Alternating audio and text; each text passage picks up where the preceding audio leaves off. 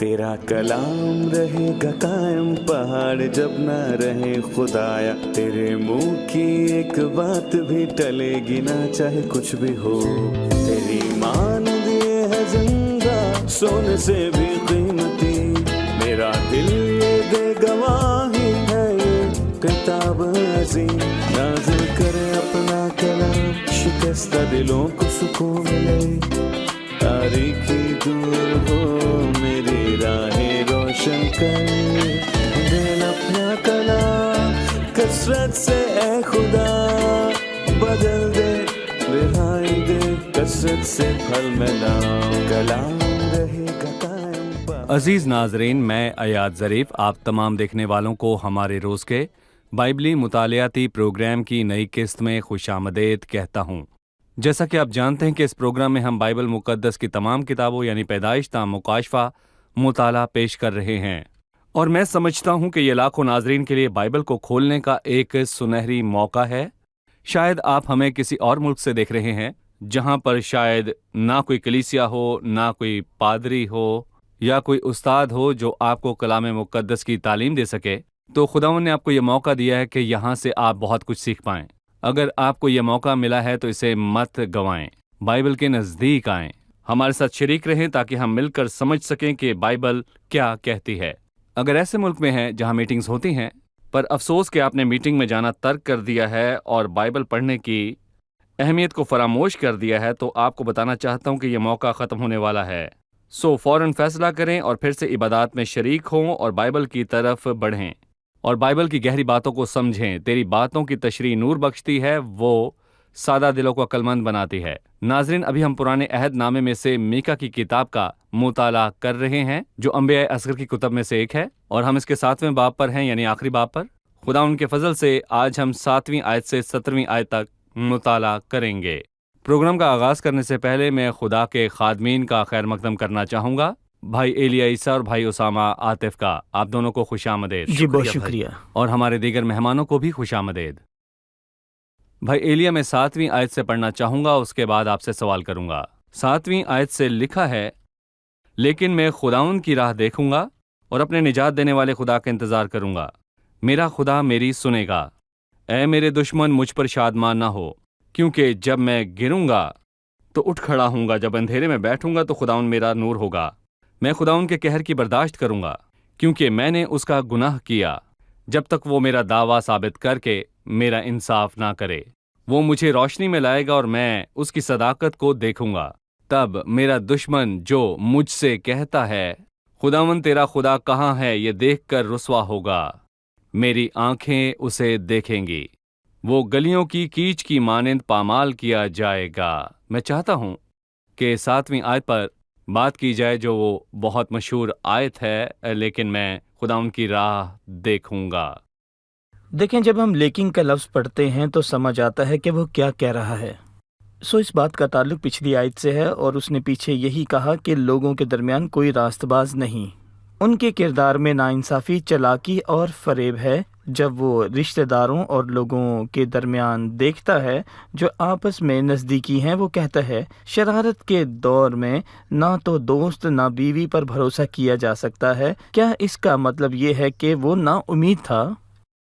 उसके दिल में नाउमीदी के सिवा कुछ नहीं। फिर वो नए रोज़ से कहता है, लेकिन मैं खुदावन की राह देखूंगा। सो भले ही कोई वफादार या अच्छा दोस्त नहीं, भले ही कोई दोस्त वफा नहीं करता, मेरा खुदा मेरी सुनेगा। अच्छा है कि मीका हमेशा चीज़ों को समझता है। हम देखते हैं कि 3 बाब में जबकि वो झूठे और धोखेबाज नबियों को देखता है जो अपने लालच और हवस के सबब से बोलते हैं, वो कहता है, लेकिन मैं खुदावंद की रूह के बाइस कुव्वत व अदालत और दलेरी से मामूर हूँ। और यहाँ कहता है, लेकिन मैं खुदावंद की राह देखूँगा और अपने नजात देने वाले खुदा का इंतज़ार करूँगा।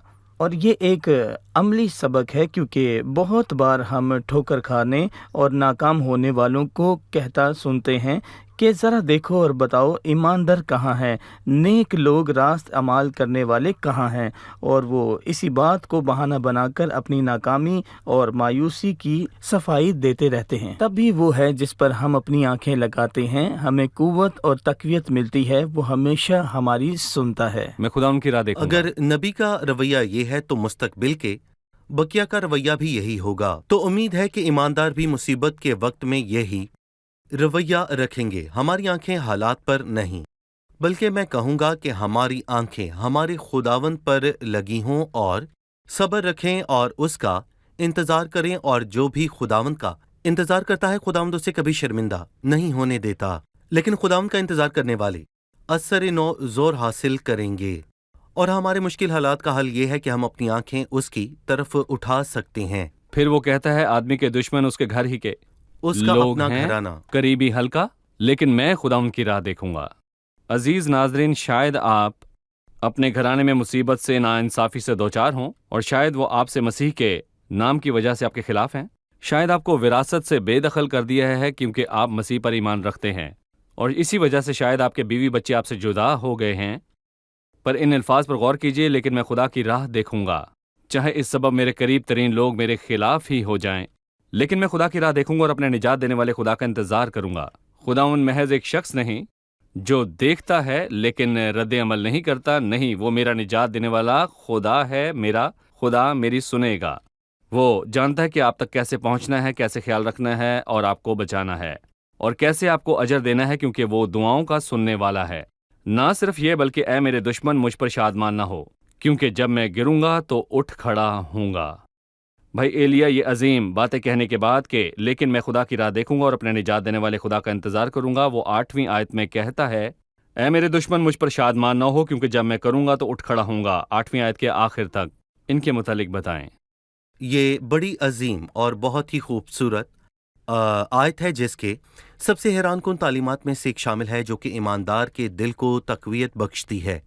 یہ ایماندار کو ٹھوکر کھانے کی ترغیب تو نہیں دیتی، لیکن اگر ایسا ہو تو ایماندار کا ٹھوکر کھانا ممکن ہے، کیونکہ نئے سرے سے پیدا ہونے کے بعد ایماندار دعویٰ کرتا ہے کہ وہ گناہ نہیں کرتا، اور اس دعوے کی بنیاد خدا کا کلام نہیں ہے۔ اس آیت کا اطلاق براہ راست مستقبل پر ہوگا کہ وہ ٹھوکر کھائیں گے، دشمن اس پر خوشی منائیں گے اور ان پر شادیانہ بجائیں گے، لیکن خداوند جس کو ان کی فکر ہے وہ ان کا نگہبان ہے، جس کی نجات کے وہ منتظر ہیں، وہ انہیں اٹھا کھڑا کرے گا۔ ممکن ہے کہ ان پر تاریکی چھا جائے گی، جیسا کہ ہم نے جانا کہ خداوند کے روز تاریکی ہوگی، اور اسی دن میں کہوں گا کہ روشنی بھی ہوگی، اور وہ سخت مصیبت سے گزریں گے، لیکن آفتاب صداقت ان پر جلوہ گر ہوگا۔ خداوند انہیں روشنی بخشے گا اور ان مشکل حالات میں ان پر جلوہ گر ہوگا۔ بائبل سے ہم ان عظیم باتوں کو سیکھتے ہیں، خدا کے کلام سے، اور میں یہ کہوں گا کہ یہ وہی کلام ہے جس نے ہمیں گناہ کی سزا سے بچایا، اور ایمان لانے کے بعد ہمارے گناہوں کے نتائج کے واسطے جو ظاہر ہو سکتے ہیں علاج مقرر کیا، کیونکہ ہم بیابان میں چلتے ہیں، اور اگر میں ایمان لانے کے بعد گناہ میں پڑ جاؤں تو عام اصول یہی ہے کہ خدا ہماری مدد کرتا ہے، جیسا کہ اس نے کہا گناہ نہ کرنا، اور اگر کوئی گناہ کرے تو کیا خدا نے ٹھوکر کھانے کا علاج مقرر کیا؟ ہم خدا کے عجیب فضل اور اس کے نہ ختم ہونے والی مدد کا شکر کرتے ہیں، اور اگر ہم گناہ کریں تو باپ کے پاس ہمارے لیے ایک مددگار موجود ہے، یعنی یسوع مسیح راست باز۔ یہ مسیح کا شفایتی کام ہے، اس کا حیران کن کام جو وہ آسمان پر ہماری خاطر کرتا ہے اور ہماری جان کو بحال کرتا اور ہمیں راہ راست پر لے آتا ہے، بھلے ہی ہم کبھی کبھار اس کا مقابلہ کرتے ہیں۔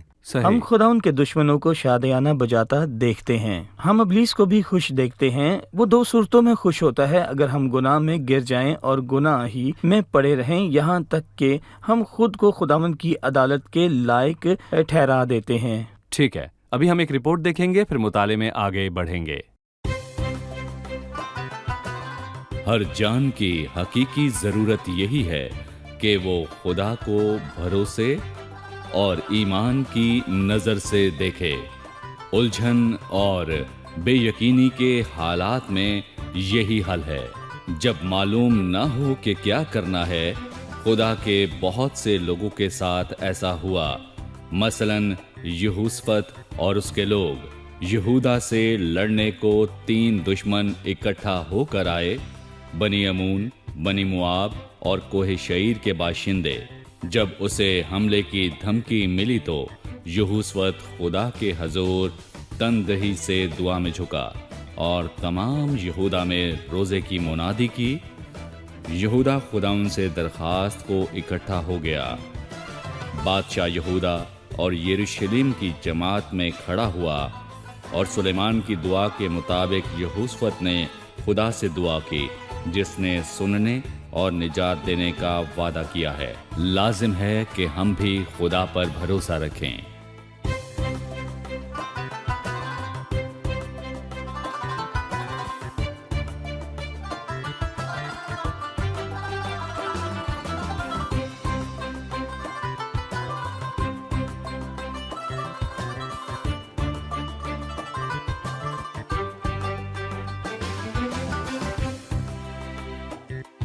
नौवीं आयत में वो कहता है, मैं खुदावंद के कहर की बर्दाश्त करूंगा क्योंकि मैंने उसका गुनाह किया, जब तक वो मेरा दावा साबित करके मेरा इंसाफ ना करे, चूंकि उसने गुनाह किया और अपने गुनाह का एतराफ़ कर लिया। और वो कैसे तवक्को करे कि इंसाफ मिले? बेगुनाह ठहरने की।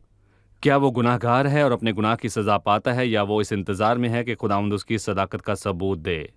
देखें, दर हकीकत दोनों बातें ही ठीक हैं। यहाँ उसने खुदा की अदालत और कहर के मामले में गैर मुनासिब रद्द अमल दिखाया। हमने पहले भी बताया कि कुछ लोग खुदावंद की तारीफ को हकीर जानते थे, जबकि कुछ उस तारीफ से तंग आ जाते थे। लेकिन वो कहता है, मैं ना तो उसकी तारीफ को हकीर जानूंगा और ना तंग आऊँगा, बल्कि मैं बर्दाश्त करूंगा, ये जानते हुए कि जो मैंने बोया मुझे काटना है। लेकिन इसलिए भी कि उसने गुनाह का एतराफ़ किया। गुनाह का एतराफ़ करना भी बरकत की शुरुआत होता है, और चूंकि उसने एतराफ़ किया और खुदावन अपने खुदा की रहमत पर भरोसा किया, वो हक पर है, क्योंकि उसके दुश्मन अब तक उस पर शादियाना बजाते हैं, गुस्से और नफ़रत का इज़हार करते हैं। लेकिन वो तो ना दुश्मनों को जवाब देना चाहता है, इसकी ताकत रखता है, बल्कि वो खुदावन का मुंतज़िर है कि वो उसका दावा साबित करके उसका इंसाफ करे। इसका मतलब वो एतराफ़ करने के बाद एतराफ़ करने के बाद हक पर एतराफ़ करने के बाद उससे मुझे वो बेटा याद आता है जो दूर के देश में खो गया था। बरकत की शुरुआत इसी से हुई कि मैं उठकर अपने बेटे के पास जाता हूँ। ठीक है, बाकी अल्फाज जो उसने कहे, मैं खुदा उनके कहर की बर्दाश्त करूंगा क्योंकि मैंने उसका गुनाह किया, जब तक वो मेरा दावा साबित करके मेरा इंसाफ ना करे, वो मुझे रोशनी में लाएगा। मेरी तवज्जो का मरकज़ खुदा की अपनी रास्तबाजी है जो यहाँ से नुमाया है। अगर वो हमें मुसीबत में पड़ने देता है तो ये हमें तौबा पर माइल करता है। तौबा करने के बाद खुदा सादिक को मुझे मुसीबत से निकालना होगा। एक और वाज़ेह बात, यहाँ पर नबी एतराफ़ करता है कि अदालत का होना बर हक है, और वो खुदा के कामों पर और उसके अहमक होने का इल्ज़ाम लगाता है। वो खुदा को सादिक कहता है। वो कहता है खुदा जो करता है उसमें अदल है और वो अपने हर काम में इंसाफ करने वाला है। इस बात का इतराफ़ दानियल ने किया, यहाँ तक कि जब वो असीरी में था। ऐ खुदा, सदाकत तेरे लिए है और रुसवाई हमारे लिए। अय्यूब ने अपनी आजमाइश में इसके बरक्स किया। शुरुआत में उसने खुदा पर बेइंसाफ होने का इल्ज़ाम लगाया कि खुदा सादिक नहीं है, मुझसे नाइंसाफ़ी करता है। बिलाखिर उसने ये जान लिया कि खुदा अपने हर काम में सादिक है, इसलिए मुझे अपने आप से नफरत है और मैं खाक और राख में तौबा करता हूँ। भाई एलिया, मैं अगली आयत पर जाना चाहूँगा, 10वीं आयत। जबकि खुदा बचाने के लिए मुदाखलत करता है, तब मेरा दुश्मन जो मुझसे कहता था खुदावन तेरा खुदा कहाँ है, ये देखकर रुसवा होगा। मेरी आंखें उसे देखेंगी, वो गलियों की कीच की मानिंद पामाल किया जाएगा। भाई, दुश्मनों का क्या होगा? ये वाज़ेह है कि यहाँ बातें एक दूसरे से मुंसलिक हैं। जब खुदावंद खुद मुसीबत में उनका दावा साबित करेगा और इंसाफ करेगा, तो खुदा उन्हें रोशनी में लाएगा और वो बादशाही करेंगे और खुदाम की हजूरी और उसके जलाल से महजूज होंगे। जिन दुश्मनों ने उनके दुख पर शादियाने बजाए, वो लाजमन इसे देखेंगे। मेरा दुश्मन देखेगा कि मेरा खुदा आखिर में फतहमंद ठहरेगा, और ये सच है कि उसने उनसे अदालती तौर पर मामलात किए, जो कि खुदा की पाकीज़गी, सदाकत और इंसाफ का तकाजा है। لیکن بالآخر وہ اپنے مقصد کو پورا کرے گا، اور آخر میں خدا بدی پر فاتح ہوگا، کیونکہ خدا کو کوئی اس کے مقصد کو پانے سے روک نہیں سکتا۔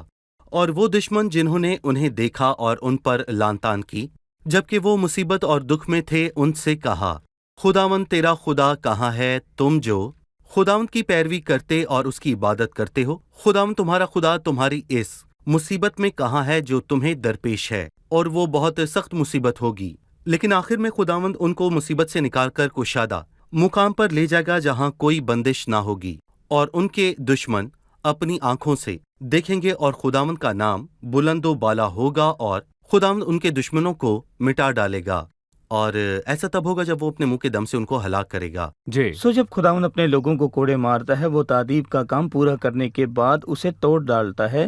ایسا ہی بابل کے ساتھ ہوا۔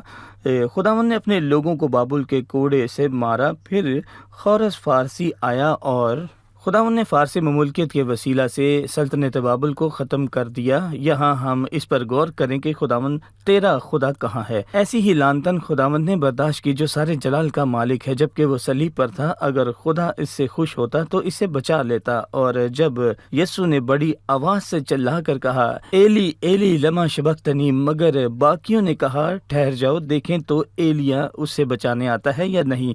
مصیبت کے ان لمحات میں اس سے سوال کیا گیا کہ تیرا خدا کہاں ہے۔ ٹھیک ہے، جب ساؤل ترسوسی مسیحیوں کو پکڑتا اور ان سے کفر کروانا چاہتا تھا اور انہیں قید خانہ میں ڈالتا اور زبردستی کفر کرواتا اور انہیں قتل کرتا تھا، تو اسے لگا کہ ان کا کوئی خدا نہیں ہے۔ خداوند اس پر جلالی طور سے ظاہر ہوا اور اس سے کہا، میں یسوع ہوں جسے تو ستاتا ہے۔ ہو سکتا ہے کہ مسیحیوں کے خون بہانے والوں کے ذہنوں میں بھی یہی بات جی ہو۔ ہاں، وہ جو گرجا گھروں کو اڑاتے اور مسیحیوں کے گھروں کو برباد کر ڈالتے ہیں اور انہیں ان کے گھروں سے نکالتے ہیں، وہ بھی یہی کہتے ہیں، خداوند تیرا خدا کہاں ہے، تیرا دفاع کرنے والا خدا کہاں ہے؟ لیکن میری آنکھیں اسے دیکھیں گی، وہ گلیوں کی کیچ کی مانند پامال کیا جائے گا۔ ہر ایک جو خدا کے لوگوں کو لعن طعن کرتا ہے اور لوگوں کے خدا کو بھی، وہ بھی ایک روز، اسی کے حضور۔ جی ہاں، وہ بھی ایک روز مجرم ٹھہریں گے۔ میری آنکھیں اسے دیکھیں گی، میں یہ دیکھوں گا کہ ایک روز آئے گا جبکہ وہ ایماندار جنہوں نے مسیح کے نام کی خاطر دکھ اٹھایا اس کے ساتھ ہوں گے، وہ عدالت کرے گا۔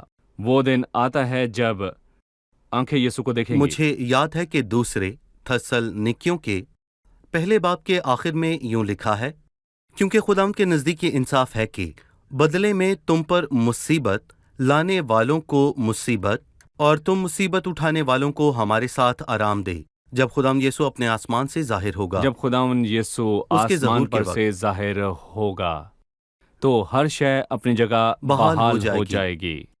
بھائی اسامہ، آئیے 11ویں آیت کی طرف چلتے ہیں، ہمیں ان الفاظ کو سمجھنے کی ضرورت ہے۔ تیری فصیل کی تعمیر کے روز تیری حدود بڑھائی جائیں گی۔ اس آیت کو سمجھنے کے لیے ہمیں اس کے الفاظ کو دوسری ترتیب کے مطابق دیکھنا ہوگا۔ بتائیے۔ وہ ایک روز کا ذکر کرتا ہے، ہمیں جاننا ضروری ہے کہ وہ روز کیا ہے۔ یہاں اس آیت کا تعلق پچھلی بات سے ہے، میری آنکھیں اسے دیکھیں گی، وہ گلیوں کی کیچ کی مانند پمال کیا جائے گا۔ سو ایسا مصیبت کے اختتام پہ ہوگا، اور اس کے مطابق ایک روز آتا ہے جس کے متعلق وہ 11ویں آیت میں کہتا ہے کہ یہ بادشاہی کا اعلان کا روز ہے، یروشلم شہر کو دیواروں سے گرا ہونا چاہیے۔ ہمیں دوسری نبوتوں سے سمجھنے کی ضرورت ہے۔ خداوند خود اس شہر کی فصیل ہے، اور اس روز شہر کی حدود کو بڑھایا جائے گا، یا ایک دوسرے ترجمے کے مطابق اس روز تیری حدود بڑھائی جائے گی۔ سو یہاں وہ 1000 سالہ بادشاہی کی برکتوں کی بات کرتا ہے، جس میں شہر کی فصیل اس آیت کا مفہوم ہے۔ اور صحیح۔ میں نے اس آیت کو پھر سے لوں گا، بائبل کے ترجمے کے مطابق پڑھوں گا۔ خدا کے لوگ تمہارے شہر پھر سے زیادہ بڑھیں اور سرفرازی کے ساتھ تعمیر کیے جائیں ٹھیک گے۔ ہے، میں اس آیت کو لیونگ بائبل کے ترجمے کے مطابق پڑھوں گا۔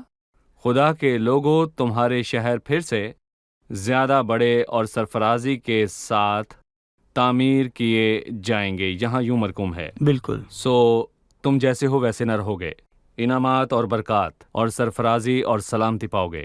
ٹھیک ہے، ہم ایک وقفے کے بعد مہمانوں سے سوال لیں گے۔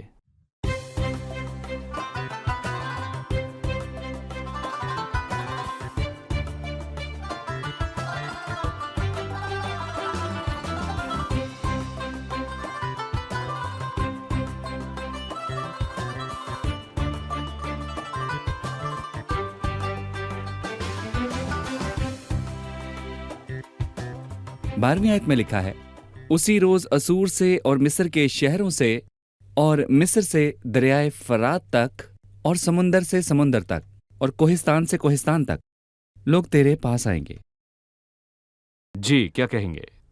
पिछली किस्त में हमने समझा कि कुछ खास दिनों के हवाले से यहाँ पर बताया गया है नए अहद नामे में, और मैं यहाँ जल्दी से अपने प्यारे नाजरीन को बता दूं ताकि फ़र्क वाजे हो जाए। और एक रोज़ वो है जिसका जिक्र रसूल ने पहले करंथियों के 4 बाब में किया, जो कि योम बशर कहलाता है। जी, एक रोज़ का जिक्र एक से ज़्यादा जगह किया गया है। फिलिपियों 2 में मसीह का रोज़ है, और एक रोज़ दूसरे पतरस के 3 बाब में है जो कि खुदावंद का रोज़ कहलाता खुदावंद है। का। और एक और है जिसे खुदा का रोज़ कहा गया है, और ये दिन 24 घंटे के नहीं हैं। ये उन अदवार को पेश करते हैं जिनका आगाज भी है और इख्तिताम भी सिवाय खुदा के रोज़ के। खुदा के रोज़ का आगाज तो है, लेकिन वो अबदी है, उसका कोई इख्तिताम नहीं है। हमें हर एक रोज के हवाले से बताइए। यौम बशर क्या है? यीशु का दिन क्या है? खुदावंद का दिन क्या है? देखें, यौम बशर तो आज का दौर है, जबकि खुदावंद ने ज़मीन का इख्तियार और इसके मामलात इंसान के हाथ में सौंप रखे हैं। सही। इस दौर का आगाज कौमों के दौर से होता है, यानी सल्तनत बाबल से, और इख्तिताम इस दौर में कलीसिया के उठाए जाने के बाद होगा। मतलब कि कलीसिया के आसमान पर जाने के बाद फिर एक दूसरे रोज़ का आगाज होगा जो कि मसीह का रोज़ है, और ईमानदार मसीह के तख्त के सामने खड़े होंगे अदालत के लिए नहीं, क्योंकि उन पर सज़ा का हुक्म नहीं, लेकिन वो इनामात वसूल करने के लिए उसके हजूर खड़े होंगे। और इसके बाद ज़मीन पर एक ही रोज़ की शुरुआत होगी। ये रोज़ खुदावंद का रोज़ कहलाता है। कुछ लोग कहते हैं कि दूसरे थसलनीकियों के 2 बाब के मुताबिक इस रोज़ का आगाज हफ्ते के दरमियान होगा, यानी कि यहाँ जो कि याकूब की मुसीबत में दर्दे ज़ह का शुरू कहलाता है, खुदावंद के रोज़ का आगाज होगा। क्योंकि वो दिन नहीं आएगा जब तक के पहले और वो गुनाह का शख्स बरगश्तगी और हलाकत ना का हो। फर्जंद जाहिर होगा। ये एक तवील और लंबा दिन होगा, और इसी दिन के अंदर खुदावंद यीशु मसीह के अपने लोगों पर बादशाही करने का अरसा है, यानी उसके कुदरत और जलाल के साथ जाहिर होने के बाद। ये खुदावंद के ये रोज खुदा की के सुबह रोज है। की सुबह है, जबकि मलाकी के 4 बाब के अल्फाज पूरे होंगे। लेकिन तुम पर जो मेरे नाम की ताजीम करते हो आफताब सदाकत तलू होगा, और उसकी किरणों में शिफा हम होगी। नाज़रीन को बताते चले कि खुदावंद के रोज की सुबह और शाम है। जैसे कि पैदाइश के पहले बाब में पहले दिन और सुबह और सुबह शाम हुई हुई, और शाम खुदावंद हुई। के रोज की शाम मुसीबत का अरसा है, और सुबह 1000 साला बादशाही का दौर है। देखें भाई, उस रोज जबकि खुदावंद अपने लोगों पर बादशाही करेगा, बरकतें ना सिर्फ खुदावंद के लोगों तक पहुंचेंगी बल्कि आसपास की सब कौमों तक जो कौमें उनके आसपास हैं, बल्कि आसपास की सब कौमों तक जो कौमें उसके आसपास हैं, जैसा कि हम कलाम में देखते हैं, यानी कि मिस्र और असूर तक। और ऐसा बरकत की तासीर से होगा जो खुदावंद उन लोगों को अता करेगा, जी। क्योंकि इन कौमों ने अपने घरों को उनके वास्ते उनकी मुसीबत के वक्त खोला। ये मत्ती के 25वें बाब में दर्ज है, मत्ती 25 के मुताबिक। और खुदावंद उनको इनाम देगा जिन्हें वो भेड़ें कहता है कि वो उसकी बादशाही की मिरास को लें जो उनके लिए तैयार की गई, और खुदावंद उन्हें बरकत देगा। अगर हम एक मशहूर नबूवत यानी कि यसाया की किताब के 19वें बाब को देखें तो नबूवत के आखिर में खुदावंद मिस्र के लोगों को 1000 साला बादशाही में बरकत देता है।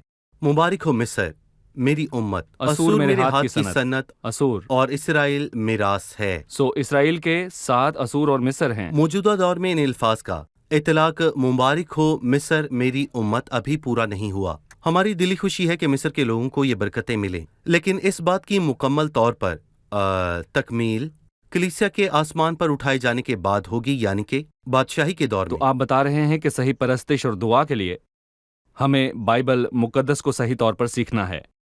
सो सही तालीम हमें दुरुस्त परस्तिश और दुआ करना सिखाती है। बिल्कुल। क्या बाइबल में कोई ऐसी बात है जो हमें तालीम देती है कि मसीह की आमद से कबल सब लोग मसीह को जानेंगे? हरगिज़ नहीं, बाइबल में ऐसी कोई तालीम नहीं, बल्कि बाइबल ये तालीम देती है कि सारी दुनिया मसीह की आमद से कबल बदतरीन हालात और बेयकीनी में होगी। इकट्ठे। गेहूं और कड़वे दाने होंगे जिन्हें इकट्ठे बढ़ने दिया गया। चंद सुकड़ा रास्ता अपनाएंगे और बहुतेरे कुशादा राह को कुशादा। लेंगे। लेकिन दुनिया को बरकत कब मिलेगी ये बताएं? क्या जब मसीह दुनिया पर बादशाही करने आएगा? क्या वो बरकत खासकर इसराइल, असूर, मिस्र के वास्ते है?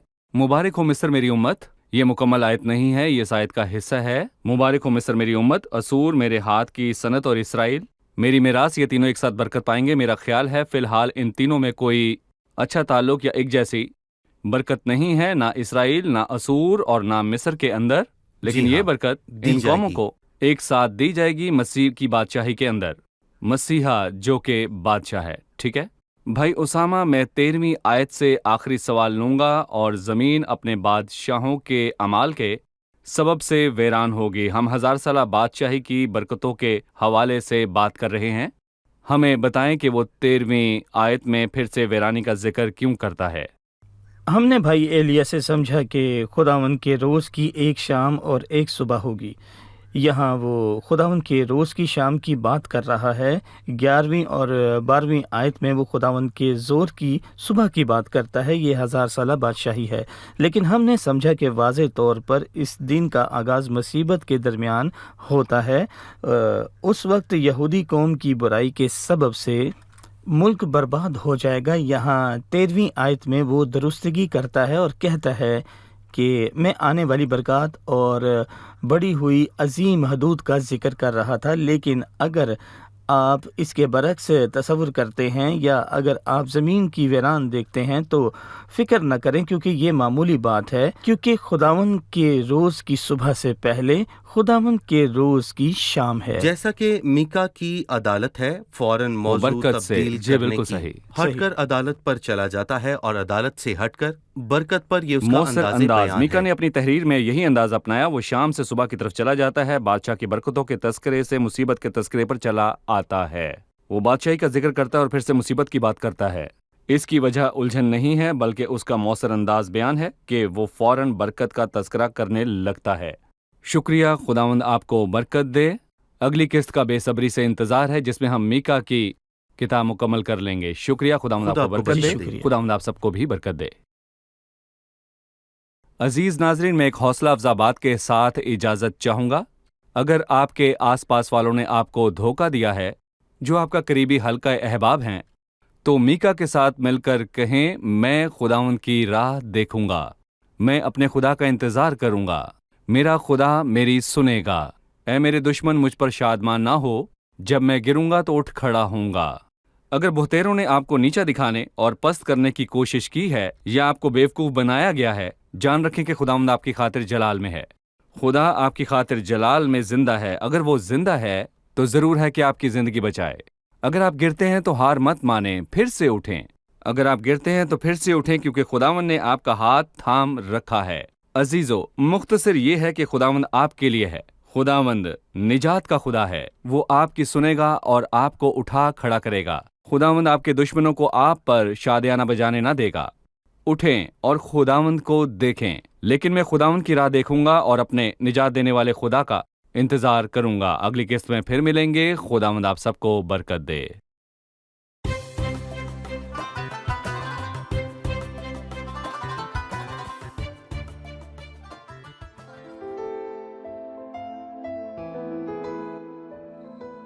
तेरा कलाम रहेगा कायम, पहाड़ जब ना रहे खुदाया। तेरे मुंह की एक बात भी टलेगी ना, चाहे कुछ भी हो। तेरी मान दिए है जिंदा, सोने से भी कीमती। मेरा दिल ये दे गवाही है, ये किताब अज़ीम। नाज़िल करे अपना कलाम, शिकस्ता दिलों को सुकून मिले। तारीकी दूर हो, मेरी राहें रोशन कर दे अपना कलाम।